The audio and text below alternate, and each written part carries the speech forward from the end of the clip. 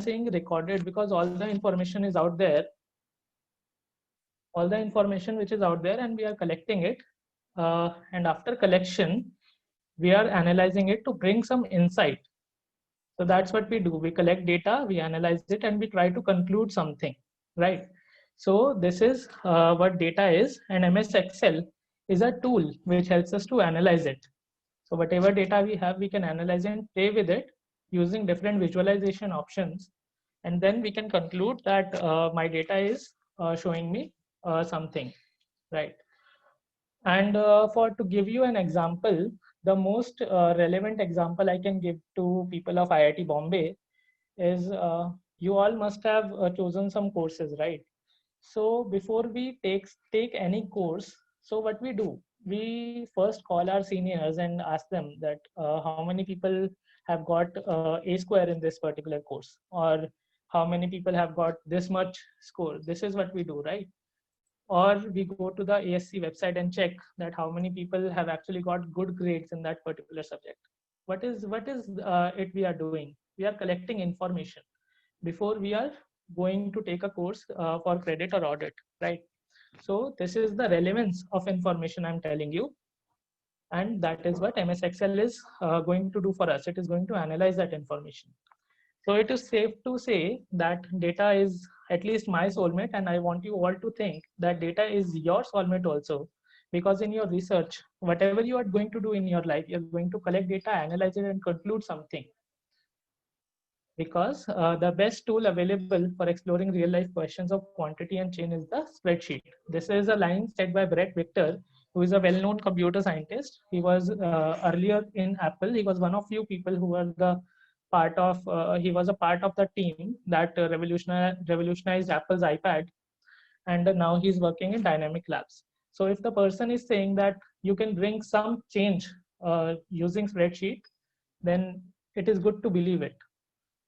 And why MS Excel? So we are using MS Excel, but there are so many statistical tools out there, like there is software R, or you can use MATLAB or Python for data analysis. But why MS Excel? Because it is one of the easiest statistical tool you can use to analyze data. It is very powerful. You can do all sorts of things using MS Excel. You can do regression, you can do data analysis, you can do t-test, p-test, which are part of advanced Excel. Today we are learning about the visualization options. Whatever graphs we have, we are going to learn that if a data is provided to us, how are we going to deal with that data. And third is creative. I want you all to be creative. We have already provided you with the link for the data sets we are going to use today. I want you all to think that what all graphical options we have. I want you to be creative and play with that data and come up with a good conclusion, right? And now we go to analysis and visualization using MS Excel. So our aim is to analyze and visualize this data. So whatever small and large data sets are given to us, we are going to analyze and visualize them. First one is explore and learn basic Excel functions, both arithmetic and logical. So this is what we are going to talk tomorrow. Okay, today we are going to learn about visualization options and data analysis tab. So our friends, we are all friends. So you can ask us or among yourselves whatever queries you have. But I will appreciate your effort to go on YouTube and Google and search whatever we are teaching today. I want you all to search different examples and learn that what you can do using MS Excel. And whatever data sets are there, you can download them and try to do something, try to conclude something. So these are flavors of data. I hope I can move this one somewhere. Okay, so flavors of data. So when I say that flavors, what do you understand by flavors? Flavors meaning that what are the different types of data which are there. So before we are going to play with data sets, we must understand the nature of data. The first one is quantitative data. Quantitative data is numerical in nature. So it is good to understand here that data is it is not necessary that you always have numbers as data. Qualitative data is also there, which are qualities. So I'll show you in the next slide what are the examples, and I'll make you understand what are these type of data, what are the different subcategories, so that we can move on to visualization options. So the subcategories of quantitative data are discrete and continuous, and for qualitative there are binomial, nominal, and ordinal data sets.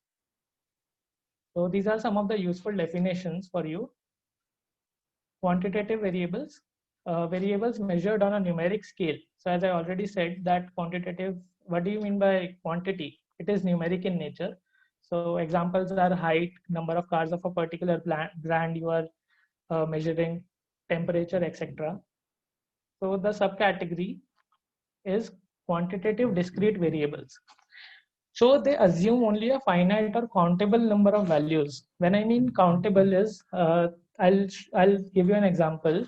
Suppose you are given a task that you have to count the number of cars of a particular brand. So you have 5 brand categories, and you are supposed to count the number of cars which are there in a parking lot. So is there a possibility that there will be 2.5 cars of a particular brand? So it is not, right? So it is finite in nature, or they are countable in nature. However, the quantitative continuous variables have infinitely many values. For example, in a class of 40 people, I am measuring height of those students. So let's say a student has a height of 160 centimeters and the other one has a height of 161 centimeters. So there is always a possibility that there will be a height of student between those two values. And this will always be the case with every subsequent values. Like if I take 160 centimeters and 161 centimeters, so there will always be a value such as 160.01 centimeters or 160.1 centimeters between those two values. So this is what we call quantitative continuous variables. Qualitative variables. Variables that measure a quality or characteristic on each experimental unit. So if I ask you to check what kind of hair color are there. So let's say you take a sample of 40 students and you are measuring their hair color, not measuring but observing. So let's say person A has brown hair, person B has red hair, person C has black hair, and like that you are actually observing the quality of that person, not any quantity. So this is qualitative variables.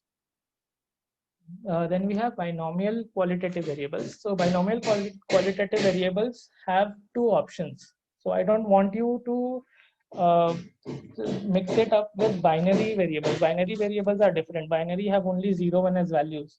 These are binomial in nature. So these two events are mutually exclusive. For example, pass or fail. A person is going to either pass or fail the subject. It is either yes or no. So this is binomial qualitative variables. Then we have nominal qualitative variables. Variables with no inherent order or ranking sequence. So when I say inherent order, I mean examples are gender and race. So is there a order or ranking in gender and race? There is not, right? So this is what we call nominal qualitative variables. Then we have ordinal qualitative variables. Ordinal qualitative variables have some order. For example, there are students in a class. There are students in a class, and I can order those students based on their CPI, right? So that is what we call ordinal qualitative variables. So Excel is a storytelling tool. By storytelling, I'll give you one example that imagine the whole COVID situation. So we are going through a pandemic right now, and it started in China, and then it went to other countries and became a pandemic. So we have collected data from the very first point when there was an outbreak in China. We had started collecting data and analyzing it, and then subsequently we were collecting data at every point of COVID. Every day we are collecting so much of data that how many tests are being done, how many infected people are there, and how many demises are there due to COVID. So this data is going to tell us a story that the outbreak, there's a whole timeline, right? It started in December or November, then January there were this many cases, in February there were this many cases. So it is going to tell us a story, whole COVID situation in using data. So there are two types of data we have. First is cross-sectional.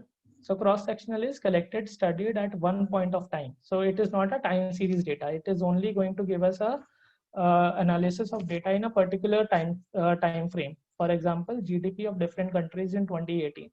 So if you ask me that if we compare the GDP of different countries 2018, 2019, and subsequently up to 2022, then it is not cross-sectional data. It is a time series, and time series is measured over time. Example is GDP of India or different countries from 2000 to 2018. And there are different charts. We have different chart options using which we can visualize this different type of data.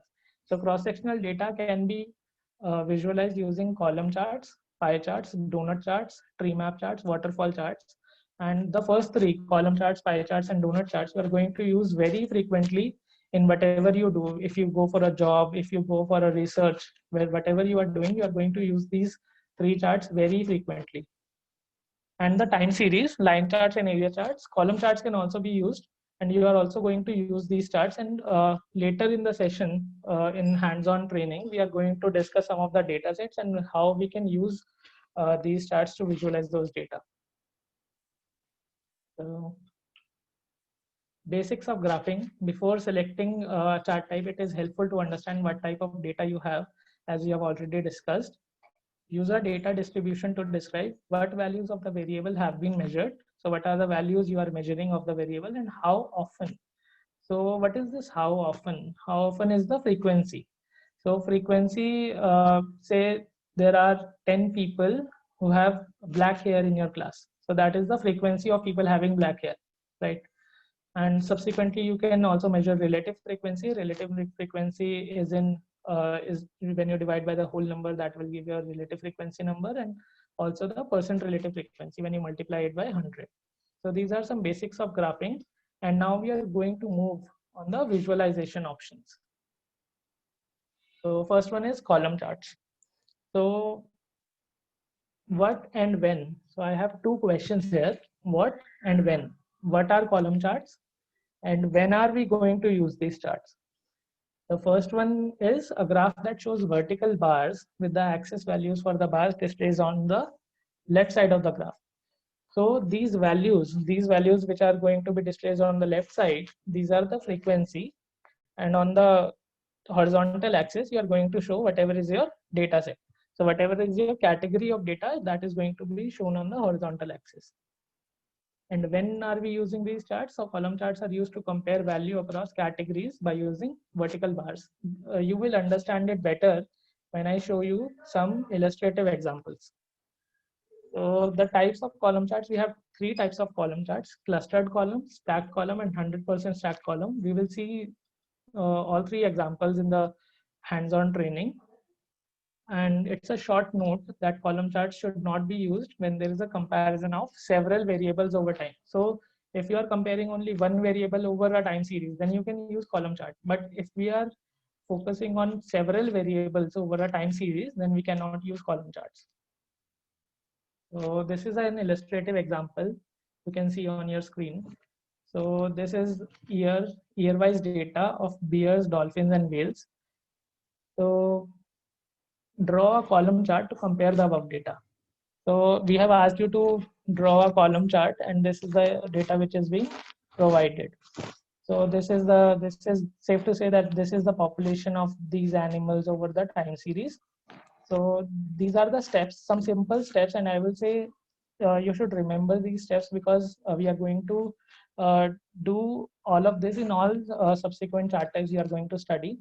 So first you have to select your data. You have already fed your data in the spreadsheet, and then you select your data. Then go to insert option. So insert option you can find on the menu bar and select insert column or bar chart option. You can also read the description when you take your cursor over this column chart option. It will show you a description also, what kind of data can be plotted using these graphs. That is a very good option to make yourself familiarized with. And then choose one of the three options in 2D column chart. So first one I'm showing you is clustered column chart. So you see that in 2017, I have compared all the values of all three types of animals: bears, dolphins, and whales. And this is a very simple chart, but it can be used to visualize the data which was given in the table. So whenever we are doing visualization, it is good to understand that why we are visualizing data. Because when we are going to present something to somebody, so please remember that we visualize and make graphs not for us. We are making it for the reader. And it is good to make charts very clear so that the other person understands what you are trying to say without looking at the data table. Because you at your end have the data table and you can understand what is happening, but the other person who is reading your chart, that person doesn't have access to that data table, and he's only going to infer something based on this graph, right? So this is I had to say about column chart. For same data, we can also draw stacked column chart or 100% stacked column chart. So for the same data which was given to us, we can also draw these two type of charts. But see here, stacked column chart. So if I say that in 2017, I want you to compare the population of bears, dolphins, and whales. So you can obviously compare, but you cannot give me a very specific value because the axis on the left side does not specify those small minor axis, and you can not tell me the exact value of dolphins, whales, and bears subsequently. So is it good? Is it a good option to use stacked column chart in this case when you are visualizing it as compared to the other clustered column chart? Similarly, you can use 100% stacked column chart. So 100% stacked column charts give you percentage. So as the name suggests, 100% stacked column. So this is a cumulative amount, 100% as the total population it is taking, and it is giving me a percentage of whatever percentage of bears, dolphins, and whales are there in your given data in a given year. So I will say that out of these three options, if you ask me, I will choose the clustered column chart option to describe the given data. And why is that? Because my chart should appropriately describe the given data. It should answer questions related to the given data, which only the clustered column chart can help me. And specific charts are used for a specific data set. This I'll show you when we go to the hands-on training, and we play with the same data set but for different charts. Okay. Next we have pie charts. So again, two questions: what and when. So a type of graph in which a circle is divided into sectors, and each sector represent a proportion of the whole. So when I say proportion of the whole is 100%, right? And the proportion is always going to be less than 100%, even if it's 99.99% one value is making up for your whole circle. It is not going to exceed that, and pie charts are the best option we have for describing such data. Pie charts are used to depict the proportion of a whole. So this is the same thing we have talked about. And types of pie chart, there is simple pie chart, pie of pie chart, and bar of pie chart. I have a very good example for this. I will show you in the hands-on training. Note that pie charts cannot be used when all parts of the breakdown are not used. So let's say I give you a data, it has five proportions. It is divided into 5 proportions, but I ask you to show me on the graph only 4 or 3 proportions. So you cannot use pie chart because it is always going to consider those 3 proportions as the whole. So that is going to mislead the other person in terms of data. And this is an illustrative example. So these are some of the regions which is given to you, and sale percentage. So these sale percentage, you can also cross check that these make up 100% if you add them. So draw a pie chart to compare the above data. So similar steps are going to be there. You have to select the data first. Then you have to go to the insert option in menu bar and select insert pie or donut chart option, and then choose one of the 3 options in 2D pie chart. So this is a pie chart, and it has given me a sectorial representation of each region sale. So this is what a pie charts do. This is going to give you a sectorial representation of whatever your data is. And it is really good to use pie charts when you have data in percentage. So pie of pie charts and bar of pie charts. These are very important charts when it comes to real life analysis of data. And you will come across lots of such charts if you look at reports from IPCC or any other big organization.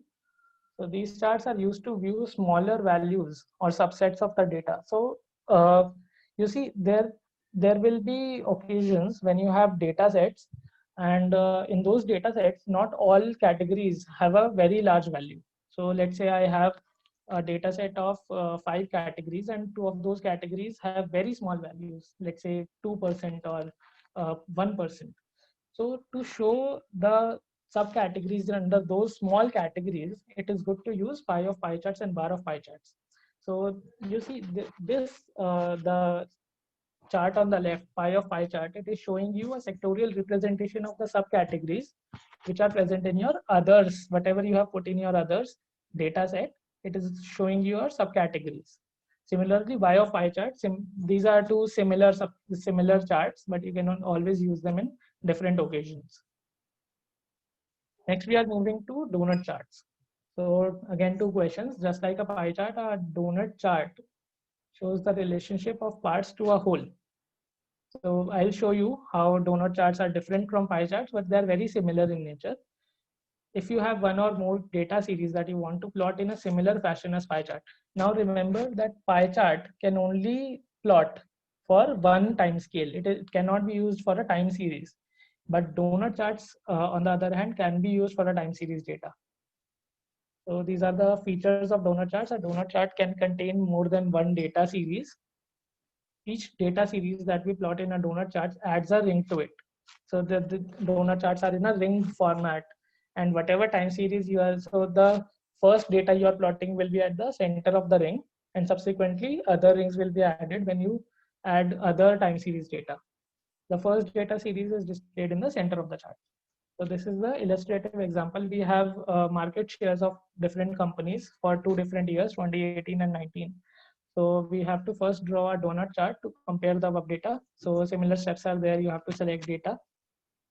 Then you have to go to insert option, insert donut chart option. You have to choose that. And this will give you a comparison of market shares of companies in 2018. So you see, this is a ring. This is a donut, not a pie chart. This is not sectorial representation.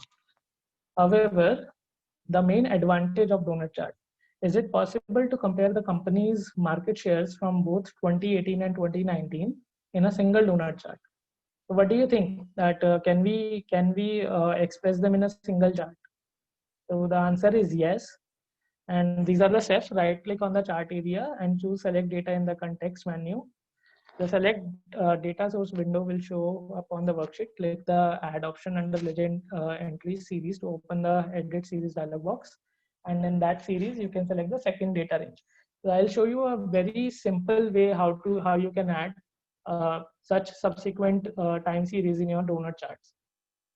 So you can see this is an example of the comparison of market shares of companies in 2018 and 2019.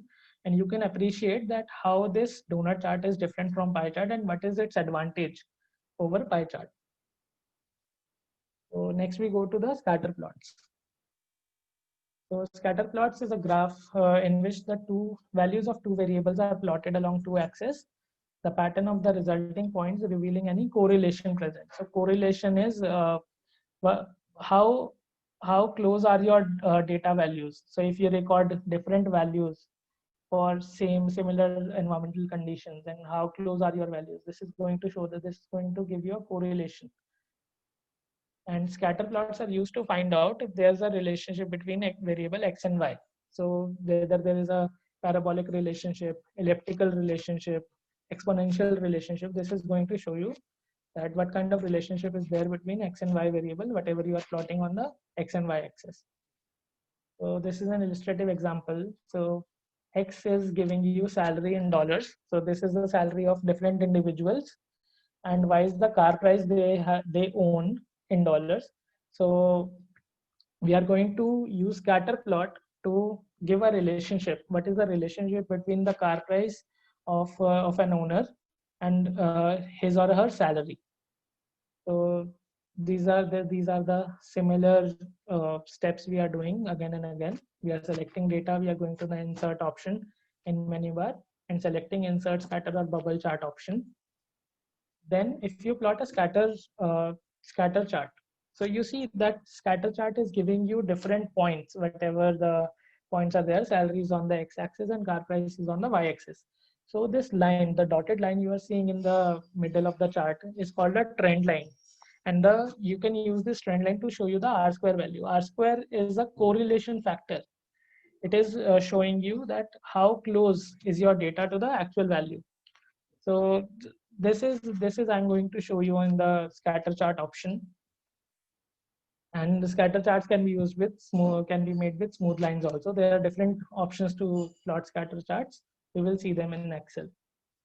Next, we have line charts. Now, line charts are used for time series, as we have already discussed. So it is a type of chart which displays information as a series of data points called markers connected by a straight line segment.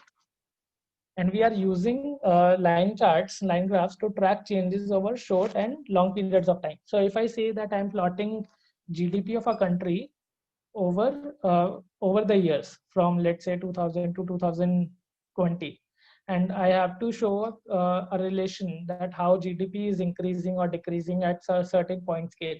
So line graph can be used to show that particular relation, particular track.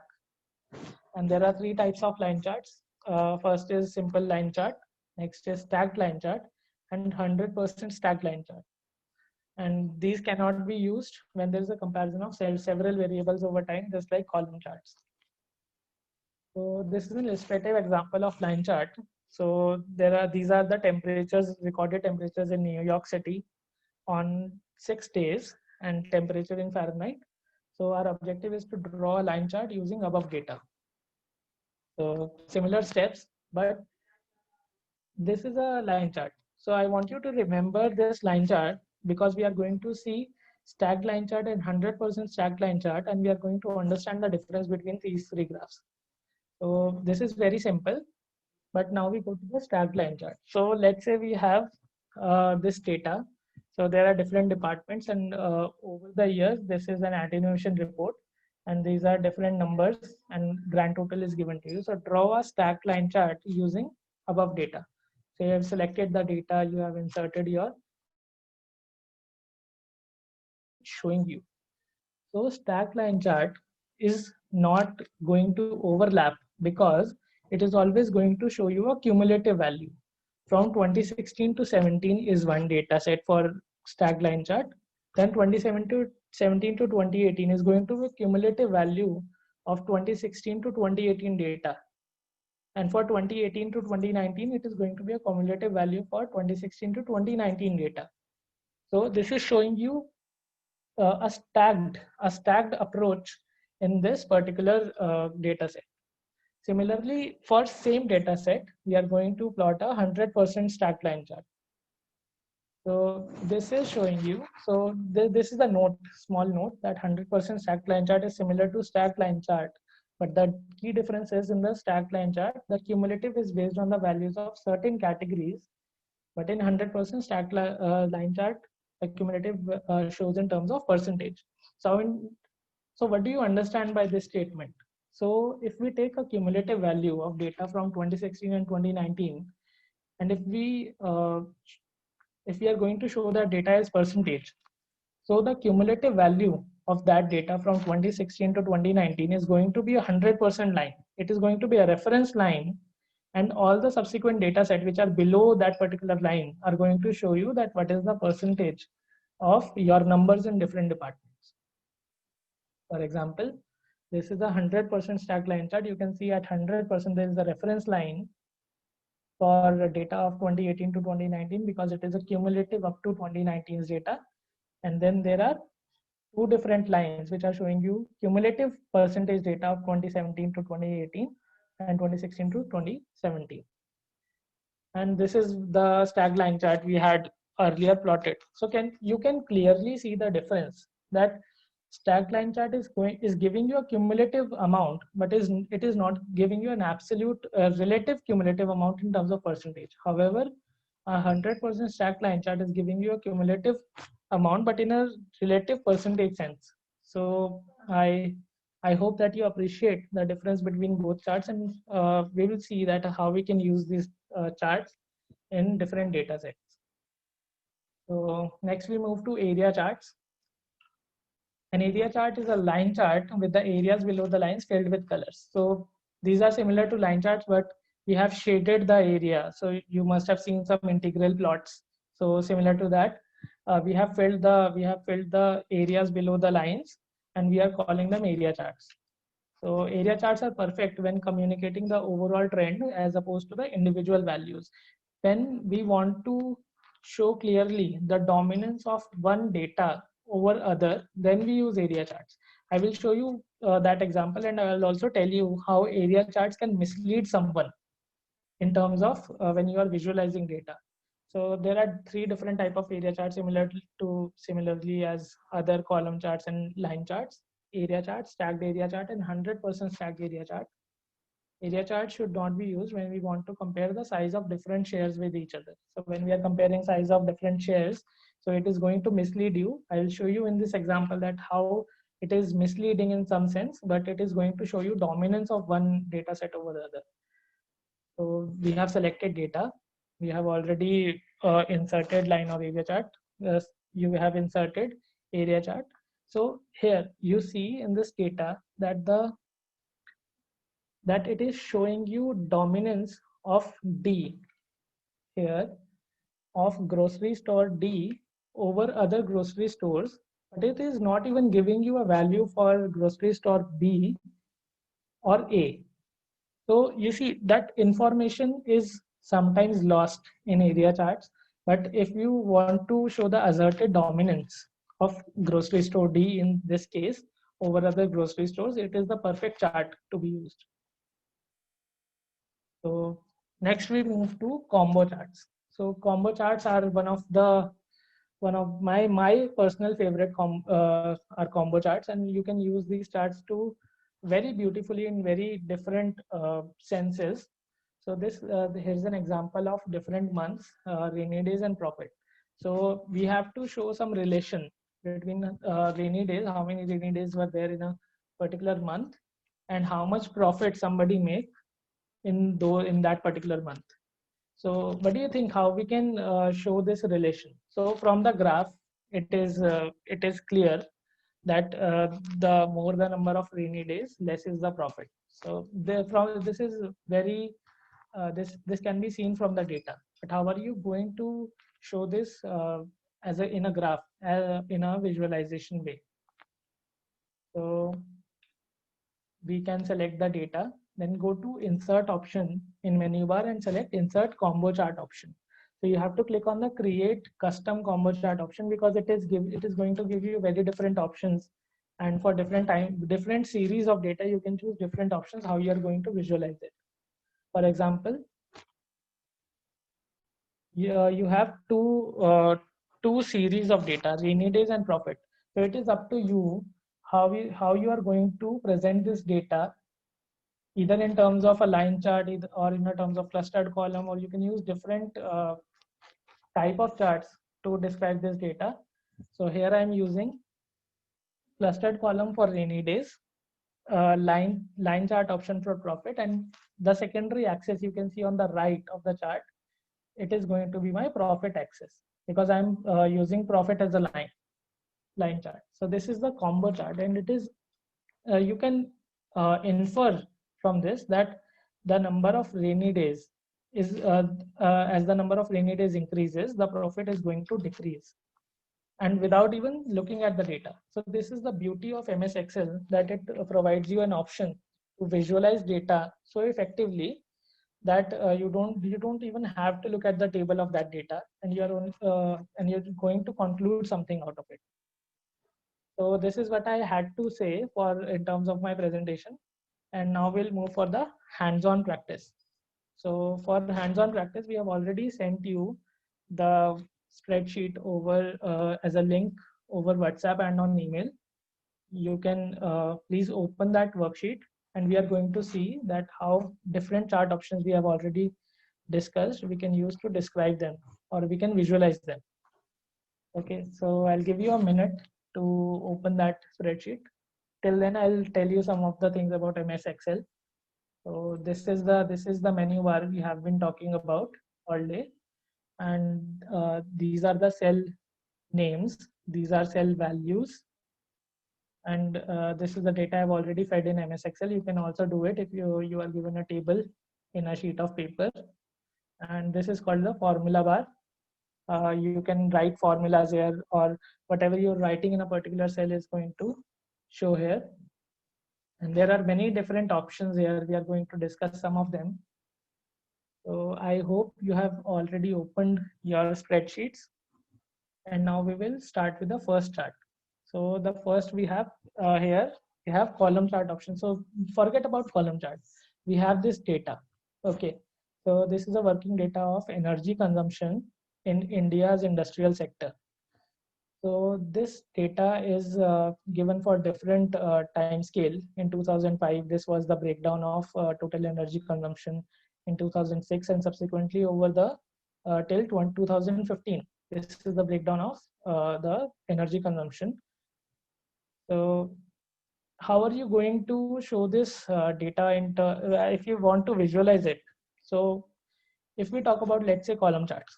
So are you going to use a clustered column chart, or a stacked column chart, or a 100% stacked column chart? Are you going to decide that based only on your observation of the data, or are you going to look at the question you are being asked? So I'll say that different charts have different application for the same data set. If you are asked different questions, if you are asked to address different questions. So the first question we have is, which energy source has been dominating the energy mix of India's industrial sector from 2005 to 2015. So from the question, it is clear that I have to show a time series comparison of different energy sources of India's industrial sector. So if I use let's say I use a stacked column chart, is it going to give me a good sense of how much biomass is being used in 2005? It may give me, if I label the data and convert it into percentage. However, it is going to be very difficult for me to show somebody that this much biomass is being used. So I will say that for a safer side, we are going to use the clustered column chart option here. So the step one was, as you remember, we have to select this data. So I request all the participants to please follow the steps and try to make these charts. So if you have any problem, you can ask us over WhatsApp in making these charts, because I'm making it here and I don't know if you are able to make them this way or not. So select this data, go to the insert option, go to the insert column or bar chart. So as I already told you, if you bring the cursor on this particular option, it is going to show you a disclaimer that where you can use these charts. So it is good to read these once in a while, so that you are very clear that what kind of data sets you can draw on these particular charts. So I'm going to draw a clustered column chart. Now one may argue that we were asked to show the data over a time series from 2005 to 2015, but it's showing numbers on the horizontal axis. So why it's not showing me 2005, 2006? Because I did not select that, right? So there are two ways you can draw this chart. Either you can delete this one first. So either you can delete this category. So because if I choose the whole data, it is going to treat fuel as a category also. But if I delete it, it is going to put these numbers, these years on the horizontal axis. I hope you are all following. I'll repeat it again. If you delete the fuel option, it will not take it as a category, but it will put it on the horizontal axis as a time series. But if I want to keep my data intact, I do not want to mess with my data, because since this is a very simple data set, you are able to do it. But if you are given a data of 1,000 entries, you will not be able to do it, because access may get very complex. So I want you to learn it this way. Please select this data insert your column chart, and then right click on this chart, and go to select data option. Now you can see there's a horizontal category access label option. So please go to this option. I'll show you again. Okay, so right click, go to the select data option, horizontal access labels. You can change them by editing, and this is a upload data option. Now, whatever cells you want to use for your horizontal axis, you can press on this and select from 2005 to 2015 and press OK. If you press OK, you can see that we have our desired column chart. So I hope you all have you all got it, and you can also see the recording if you haven't. If you are not able to follow, it's completely okay. But this is how you do it. Okay, so the first option, the first question has been answered. Which energy source has been dominating the energy mix of India's industrial sector from 2005 to 2015, which is obviously coal. You can see that coal has the largest bar in all these cases, the highest bar in all these cases. So coal has been dominating our energy mix from 2005 to 2015. Okay, now I'll delete this one and we'll go to the next question. So question 2 is a bit tricky, and I want you to follow it because I'm explaining you this one in a very naive manner so that you are able to understand the subsequent chart options we are going to use. Okay, so what is the share of the dominating energy source in the total energy consumption of India's industrial sector in the available data? So now please read it very carefully. What is the share? Now I'm not asking you that what is the most dominating source. I'm asking you the share of that dominating source. And please remember, when I'm asking you share, it is in percentage. Now, one of the key disadvantages of 100% stacked column charts. So this is very clear to you that if I'm asking you about percentage, you are going to plot a 100% stacked column chart.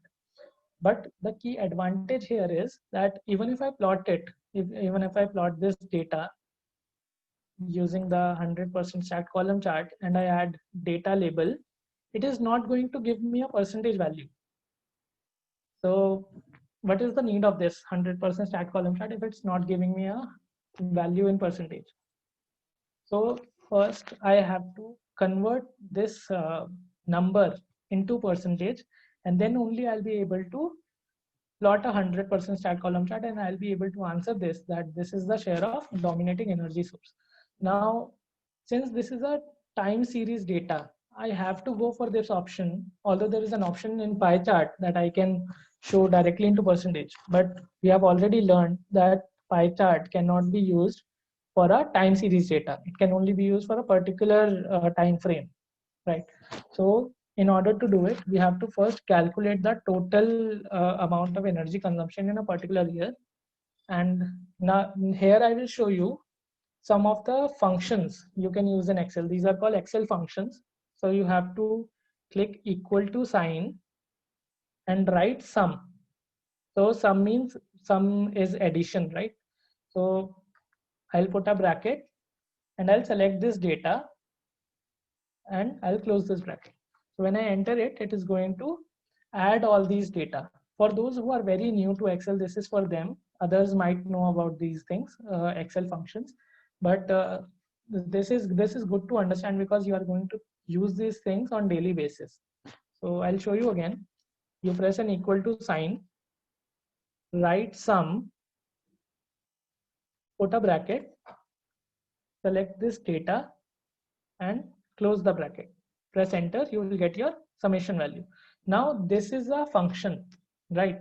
Now I have written a particular code, sort of code for this particular to add all these values. Now you can drag this one, you can click it, left click this one and drag it all the way to 2015, and you will see that all the values in all the subsequent years have been added.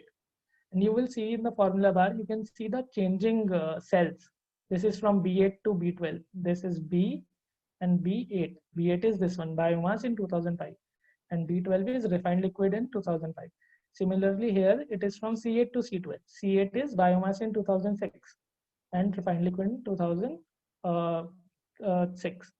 Now, similarly, you can see this one. Now, I will show you how to fix these cells also. So let's first do this one. We'll copy this data here. And now we have this. We have this number and we have the total. So in order to find the percentage, we are going to divide this number by total amount so that we get the share of this value, and we can convert it into percentage by multiplying it with 100.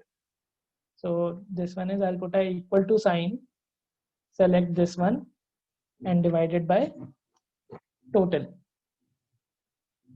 So I've got 0.28. This is the share of biomass in 2005's total energy consumption. So if I drag this one, you will expect that it will convert all the subsequent values for coal, electricity, gas, refined liquids to their respective shares. But unfortunately, no. Because if you double click on this value, please double click on this value, and you will see that it is taking B14, not B13.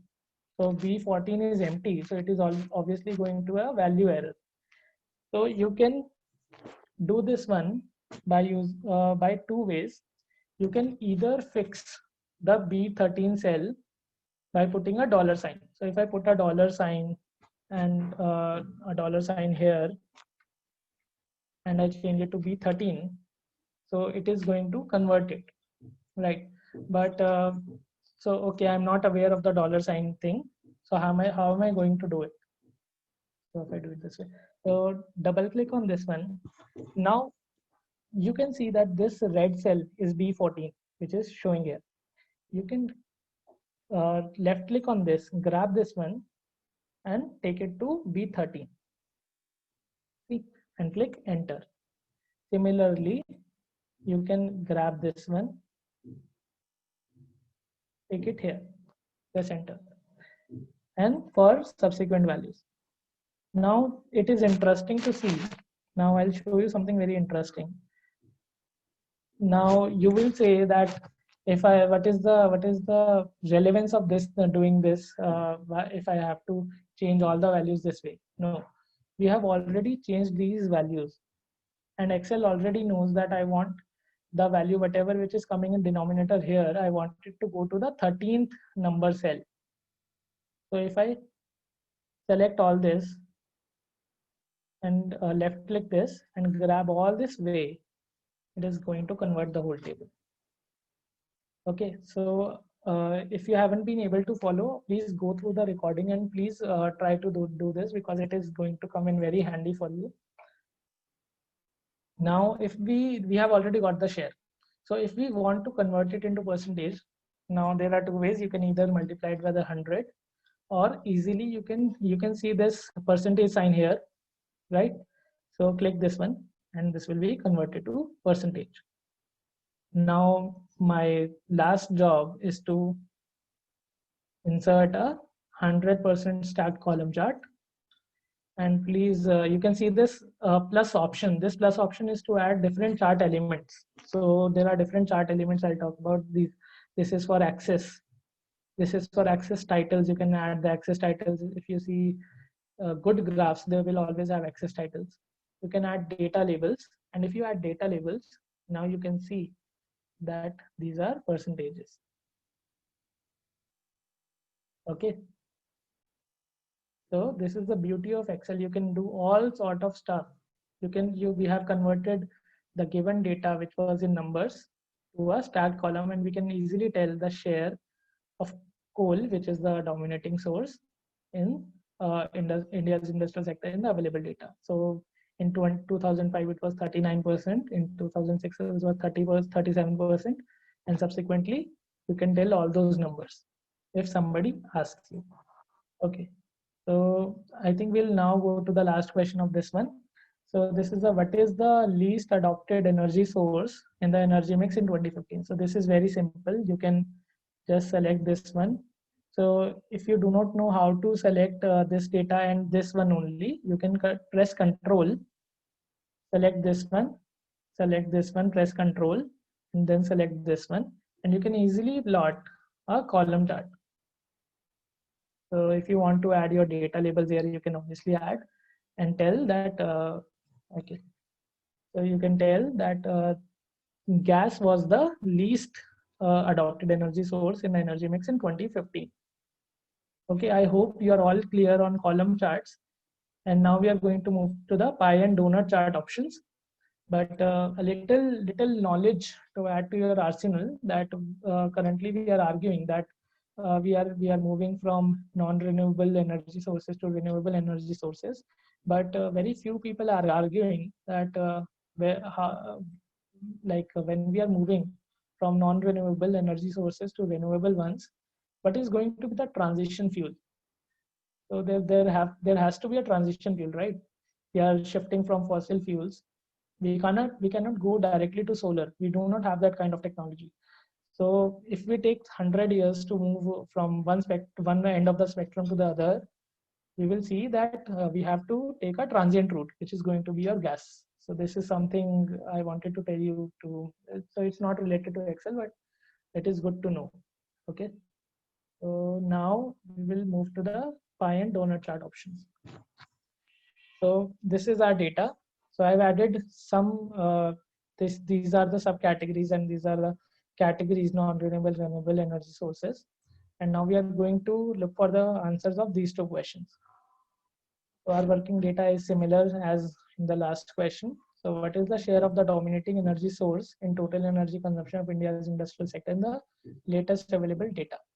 So latest available data means 2015. Now we know that pie chart cannot be used for a time series. So we are only going to plot for 2015. It is very easy to plot. You can select this one and this one, and you can go to the insert option, insert chart option. You can go to pie charts and you can plot this one. Now, if you add the data labels, you can see that you have got the values, whatever is the energy consumption, you have got these values, but you want them in percentage. So what you will do, you can easily change it by, okay. You can format the data series, data label, sorry. You can format the data label and click on percentage and remove the value option. I hope you have followed. So I'll do it again. So if you go to right click on this, select this circle first. Right click on this and go to format data labels. So data label now you want in percentage, not in value. So if it's showing you value also, it's not showing you anything now. So you can press on data labels. It's showing you your values, whatever is the energy consumption. Now you can go to format data labels and click on percentage and remove value. So now you've got your percentage. So this is the advantage of pie chart over column charts, that it can easily show you the percentage directly if you can format your data labels. Now the second question: what is the share of renewable energy source and solar energy in the total consumption in 2015?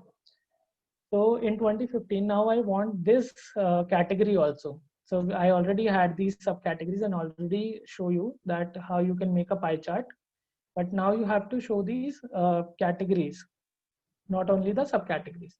Now I will select these and click this one.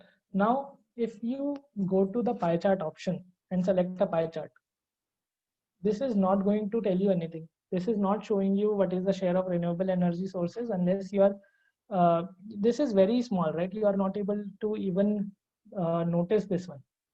But remember, we had talked about pie of pie charts and bar of pie charts. So if you use a bar of pie chart and I click this one and I select the last two. So this is showing you the share of renewable energy sources. Green is for solar and blue is for wind.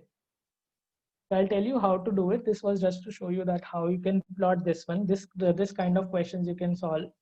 So go to select this data, go to the insert option Now you can choose the bar of pie chart. So this is one thing. So now this is showing you the break of values of the last three columns, right?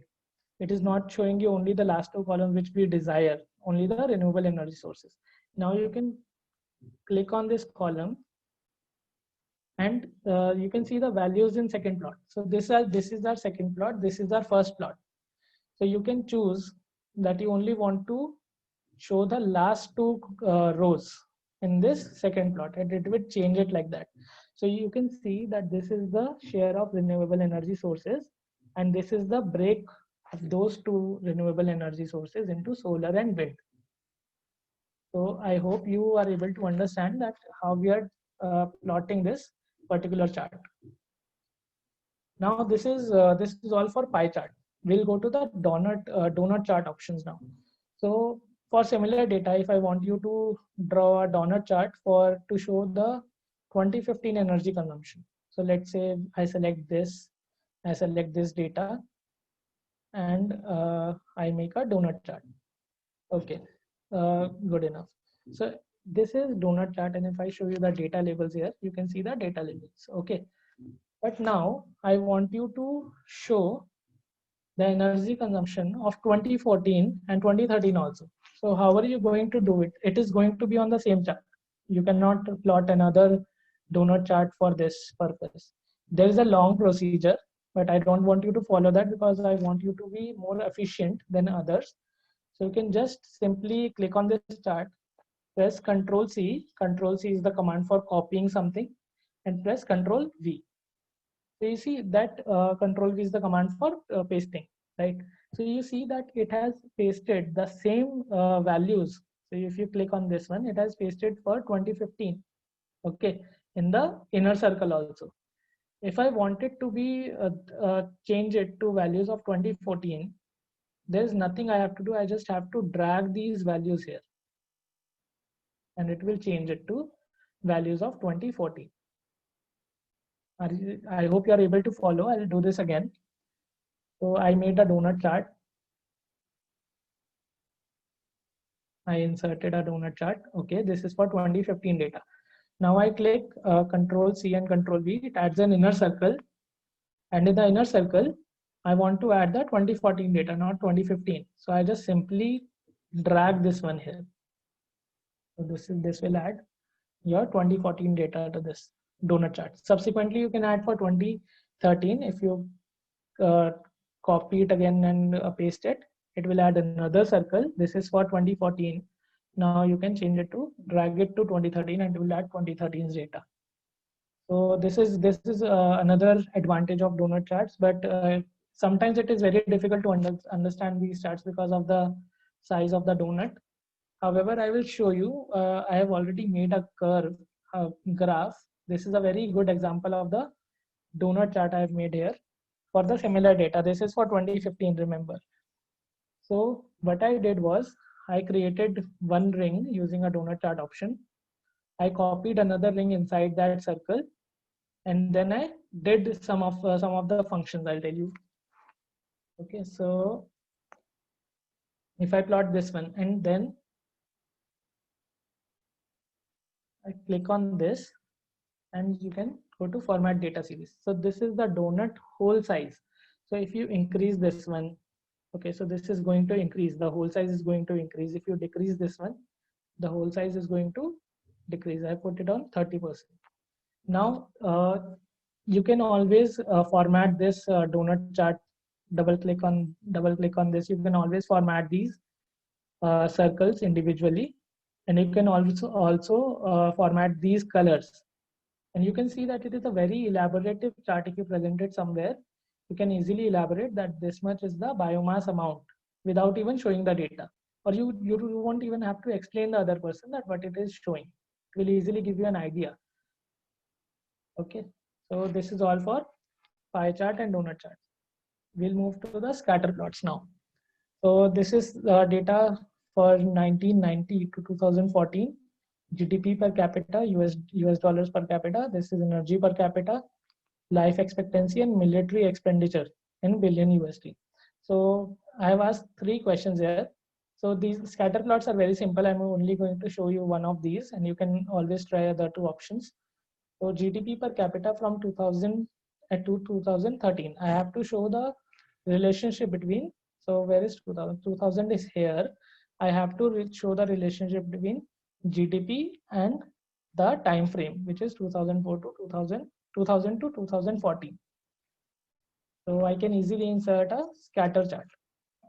So what is this shape? This is an exponential, somewhat exponential, not exactly. Now in the chart element options, you can add a trend line. I had already shown you in the presentation. Now, what is this trend line? This trend line is adding a straight line that will give you the minimum distance between this line and all the data points you have plotted here. So this is the trend line, and you can go to this option, go to more options. You will see a bunch of options here. You can add your equation, or you can add our R square value. So R square value I've already talked to you about. This is a correlation coefficient, and it shows you that how far is your data, how far is your data from this line. So basically in layman terms, it is showing you this. Okay, so these two things are going to be very useful for you when you work in kinetics or any other equilibrium, also any other science field or any other commerce field you are working. These two things are going to come in very handy. So these are all for scatter plots, and you can always go and try for these other two. Energy per capita from 2000 to 13. You just have to select year and energy, and the other one is GDP per capita and energy. So you have to choose GDP and energy. So you can choose them, and always choose the axis you want to show. If you want to show GDP per capita on the horizontal axis, you can. If you want to show GDP per capita on the vertical axis, you always can. So you have a bunch of different options. You can always access them and try to play with this data. So next we go to the line charts. So line charts are similar to column charts and very simple in nature. So which energy source has been dominating? So you can easily plot this one, select this data, go to insert option, go to insert line chart or area chart option, and insert a simple line chart. So the dominance can be easily seen that coal has been dominating in all these years. You can always go to the select data option and change the horizontal axis to years. So this is very similar to column charts and very simple. Similarly, you can show the dominating energy source as we had done in stacked column charts, and what is the least energy adopted energy source. So these are very simple forms of charts I wanted to show you. Now we go to the area charts. So area charts are again very simple. However, I have already talked to you that they are very misleading sometimes. So which energy source has been dominating the energy mix of India's industrial sector from 2005 to 2015? If I insert an area chart, so let's say I insert a normal area chart. So it is clearly showing me that coal has been dominating. But can you tell me what is the share of electricity, or what is the share of uh, refined liquids or biomass in this case in this chart? So there is loss of information. If I don't provide you with the table, you will never be able to guess that what is the share of these two categories in this particular chart. So these are sometimes misleading. So for this, we are going to plot a stacked column chart. So stacked column is going to give me a cumulative amount. So it is going to always add upon something. So it is showing me that coal has been dominating, and it is also showing me the subsequent shares of different types of energy sources. It is showing me share for biomass, coal, electricity, gas, and refined liquid. So the loss of information is not there, and you do not have to provide the table in order to show that this chart is showing your data appropriately. Okay.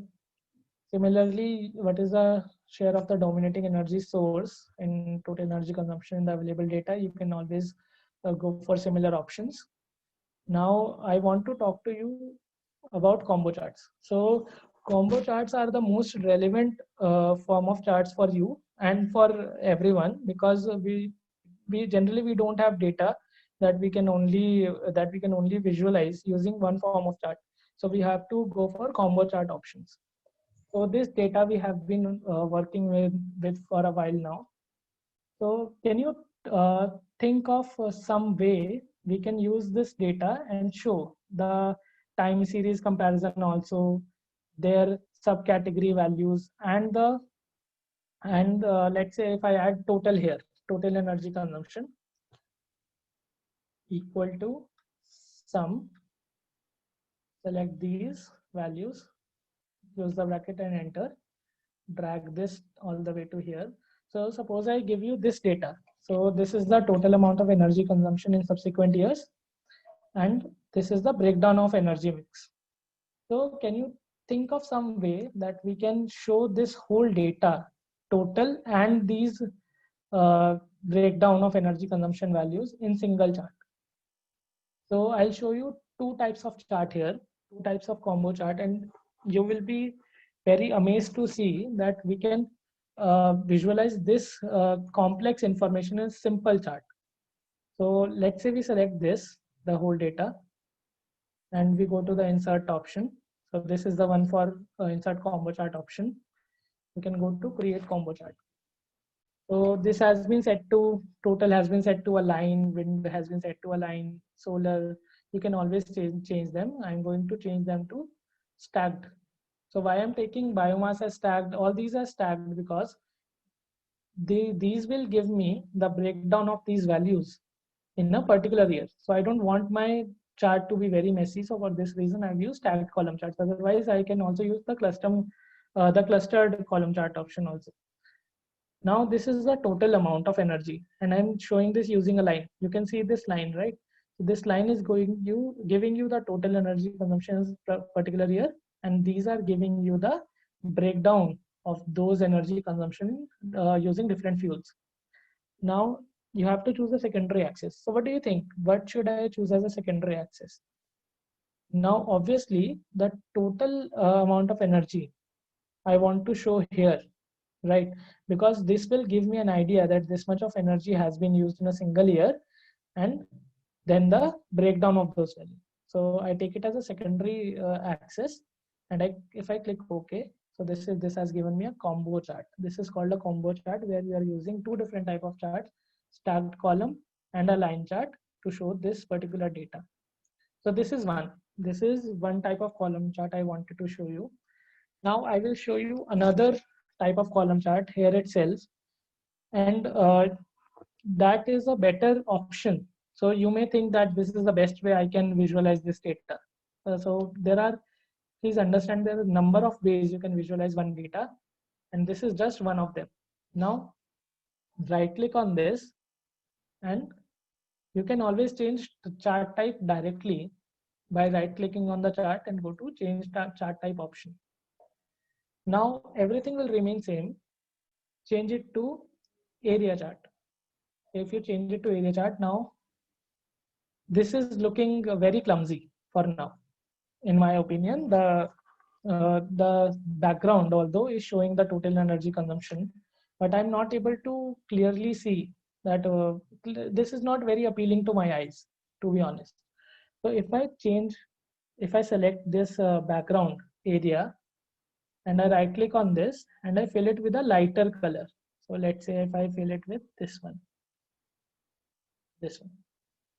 So now is it appealing to you? It is showing you the total energy consumption in the background. In the background, you have the total energy consumption, and these are the breakdown of those values. So in 2005, so if I add this here also, I'll add this. You go to selected data option, edit this one, select your years, and click OK. So in 2005, this was the share of biomass, this was the share of coal, this was the share of electricity, this was the share of gas and refined liquids, and this value will give you this area will give you the total energy consumption in 2015, and this is the total consumption for the whole data from 2005 to 2015 in the background. This similar chart was published in IPCC's annual report. So you see, there are people who can do this kind of stuff, and they are being paid a very well amount. So please understand please appreciate these visualization options. You can do a lot of stuff using these options. So I want you to try different combo chart options and come up with a better chart than this one.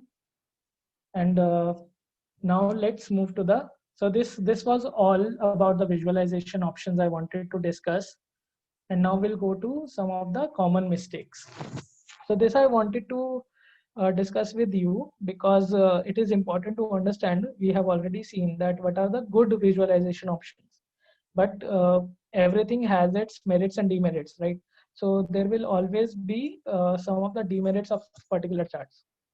So this first chart was published in Daily Mail, and it is showing the growth in British economy, and the growth was only 0.1%.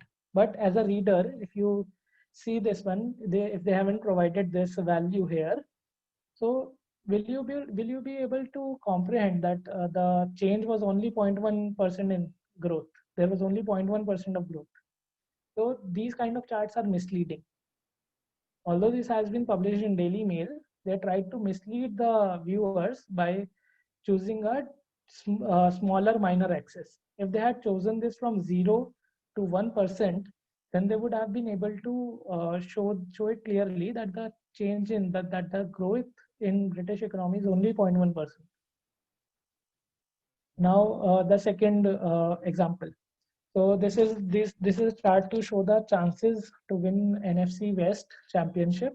This was tweeted by ESPN sports writer, and this chart is showing you the chances of winning the championship between 4 teams. So these two teams are out of the context because they have very minimal chances of winning.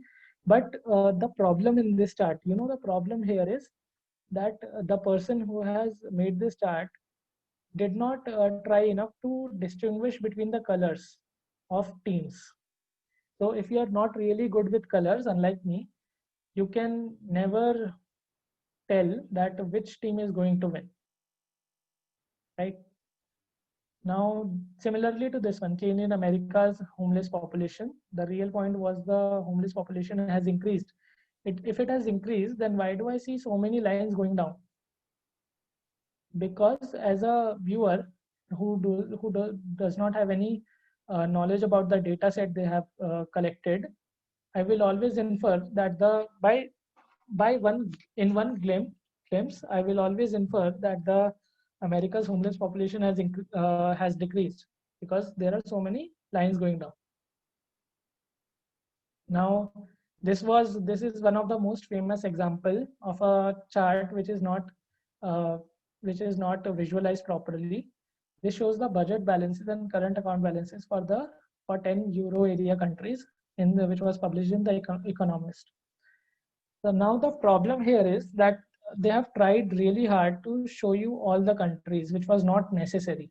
So please understand, if you are given a data, it is not always necessary that you provide all the information in one chart.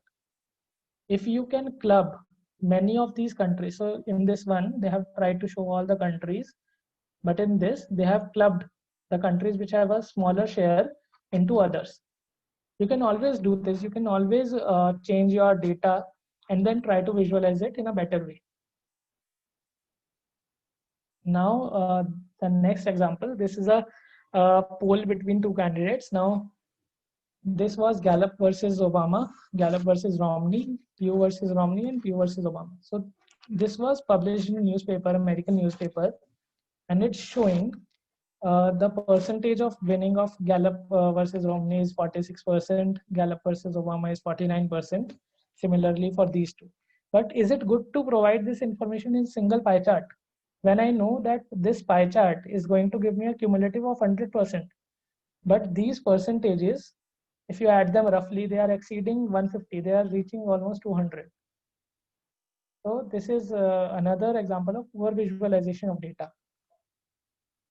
And the last example I want to show you is the this was published in a journal where what are support to the candidates. Now there are so many data points. How are you going to infer anything from this? Are you able to infer anything from this chart? There are so many lines going here and there, so I'm not able to see that what is which candidate is being supported by what kind of voters in what time frame. This would have been a very good chart if less data points were taken from a randomly distributed sample. So these are some of the examples of poorly visualized data sets, and I wanted to show you this because you should always consider both merits and demerits of particular charts before visualizing them. And So we have covered column charts today. We saw how to draw 100% stacked column charts using this data.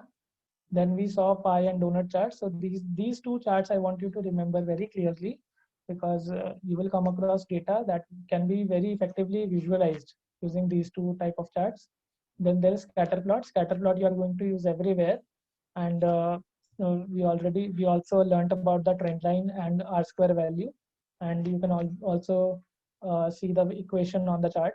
Then there is line chart options. These are line charts and area charts are also very similar, but are very simple in nature.